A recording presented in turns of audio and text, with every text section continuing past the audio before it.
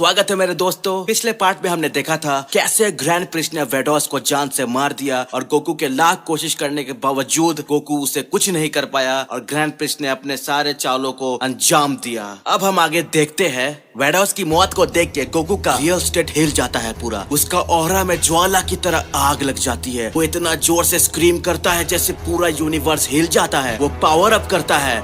वो फिर grand priest पर अटैक करने लगता है। पंचेस की बौछार कर देता है गोकू। उसकी एनर्जी की हीट इतनी बढ़ जाती है गोकू पर कि वो ग्रैंड प्रिस्ट को ऊपर से जोरदार वार करता है जिससे ग्रैंड प्रिस्ट दूर जा गिरता है। गोकू बताता है सभी को उसके पास टाइम अब कम बचा है। उसकी बॉडी की एनर्जी बहुत बढ़ चुकी है जिसके कारण उसकी बॉडी भी कंज्यूम होने लगी है। गोकू बोलता है अब मैं पहले जैसा नहीं रहा, मुझे खुद को कुर्बान करना होगा। अब यहाँ से पीछे जाने का कोई रास्ता नहीं है। वेजिटा बोलता है तुम अलविदा क्यों कह रहे हो, ये क्या बोल रहे हो। ग्रैंड प्रिस्ट ये सब देखता है तो बोलता है क्या करने वाले हो तुम गोकू। गोकू बोलता है मैं अपने दोस्त को चोट नहीं पहुंचा सकता, मैं जरा सा भी उन्हें दर्द नहीं देना चाहता। मेरे अंदर जितने भी पावर है वो मैं आज सारी बाहर निकाल दूंगा। और फिर गोकू अपनी पूरी ताकत को निकालना शुरू कर देता है जिससे गोकू खुद पर कंट्रोल खोने लगता है। वो अनकंट्रोल हो जाता है और एक बहुत बड़ा एनर्जी बॉल क्रिएट करने लगता है जिससे ग्रैंड प्रिस्ट देख के घबरा जाता है क्योंकि वो एनर्जी बॉल काफी ज्यादा बड़ा होता है। ग्रैंड प्रिस्ट सोचता है लगता है ये बॉल की एनर्जी में डार्क एनर्जी मिक्स है तभी इतना खतरनाक ये दिख रहा है। अगर एनर्जी बॉल मुझसे टकरा गई तो ये मुझे सोख लेगा और मैं मर जाऊंगा। मुझे कुछ करना होगा।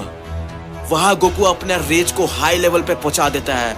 वो स्पीड अप करता है। वो अपने सारी शक्ति को बाहर निकालता है। वो अपना पूरा ब्लो अप होता है। ग्रैंड प्रिस्ट भी टेंशन में होता है कि क्या करे क्योंकि वो अब टेलीपोर्ट भी नहीं हो पा रहा है क्योंकि उसकी एनर्जी कम हो गई है। तो फिर वो वेजिटा को देखता है और जाके वेजिटा को पकड़ लेता है। वेजिटा ग्रैंड प्रिस्ट को देख के घबरा जाता है क्योंकि वेजिटा के पास उतनी पावर ही नहीं बची रहती है कि वो ग्रैंड प्रिस्ट के चोंगल से बच पाए क्योंकि वो तो मर रहा था, उसको तो बहुत चोट लगी थी और गोकू ने उसे अपनी ताकत देके उसे रिवाइव किया। उसके पास बस इतनी ही ताकत थी कि वो बस सस्टेन कर पाए। धीरे धीरे उसकी एनर्जी बढ़ रही थी लेकिन तब तक ग्रैंड प्रिस्ट उसे दबोच लेता है। ग्रैंड प्रिस्ट वेजिटा का गर्दन पकड़ लेता है और गोकू के सामने आ जाता है और वो बोलता है गोकू अगर आज मैं मरूंगा तो तुम्हारा दोस्त भी मरेगा मेरे साथ।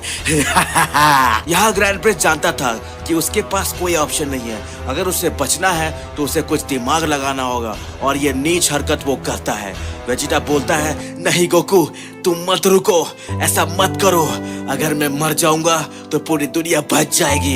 एक जान पर पूरी दुनिया टिकी है। अटैक रिलीज कर दो। हमारी दोस्ती, हमारी यादें मुझे सब याद रहेगी।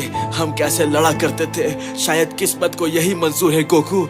यह देखकर बीरस भी उदास हो जाता है। ज़ेनोसामा भी उदास हो जाते हैं। बीरस सोचता है यह क्या हो रहा है। अन्याय की जीत हो रही है और न्याय की हार। यह प्रकृति को कैसे मंजूर है। ज़ेनोसामा वहां से फिर टेलीपोर्ट हो जाता है। वो अपने पैलेस जाता है और वो देखता है उसके गार्ड मरे पड़े हैं लेकिन उसके दोनों में से एक गार्ड में थोड़ी जान बची हुई थी। वो गार्ड को किसी तरह बचा लेता है अपनी ताकत शेयर करके और फिर उसे रिवाइव करता है जिससे उसके गार्ड्स बच जाते हैं। और दूसरी तरफ हम देखते हैं गोकू कंफ्यूज में होता है। वो क्या करे। वो अपने दोस्त अपने जिगरी यार को खोना नहीं चाहता था लेकिन उसके पास कोई रास्ता भी नहीं। उसे कुछ समझ भी नहीं आ रहा है। गोकू सोचता है अब मैं क्या करूं और ये एनर्जी बॉल क्रिएट होने के बाद इसे मैं वापस भी नहीं ले सकता। नीचे बीरस लाचार होके खड़े हैं। मैं क्या करूं, मुझे कुछ नहीं समझ में आ रहा है। मुझे कुछ करना होगा। दूसरी ओर हम देखते हैं ज़ेनो अपने गार्ड्स को रिवाइव करने के बाद उसे सारी सीन, उसे सारी कहानी बताता है। ग्रैंड प्रिस्ट ने कितना अत्याचार फैला रखा है। उसके गार्ड्स भी बोलते हैं हाँ ज़ेनोसामा आप सही बोल रहे हैं। वो तो हम समझ नहीं पाए ग्रैंड प्रिस्ट के इंटेंशन को। वो तुरंत आया और हम पर हमला कर दिया जिस पर उसके अटैक को हम रिपेल नहीं कर पाए। ज़ेनोसामा बोलते हैं उस ग्रैंड प्रिस्ट को सजा देना होगा। उसने बहुत गलत किया है। गार्ड्स उसे उसकी कर्म का हिसाब देना पड़ेगा। ज़ेनोसामा फिर ड्रैगन बॉल की तलाश में जाते हैं ताकि ड्रैगन बॉल की मदद से वो कुछ सॉल्यूशन निकाल पाए इस प्रॉब्लम का।